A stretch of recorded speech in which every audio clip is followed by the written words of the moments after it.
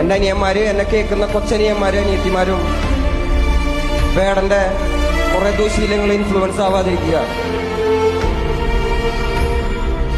എനിക്കിത് പറഞ്ഞു തരാൻ ആരും ഉണ്ടായിരുന്നില്ല. ഞാൻ ഒറ്റയ്ക്കാണ് വളർന്നു വന്നത്.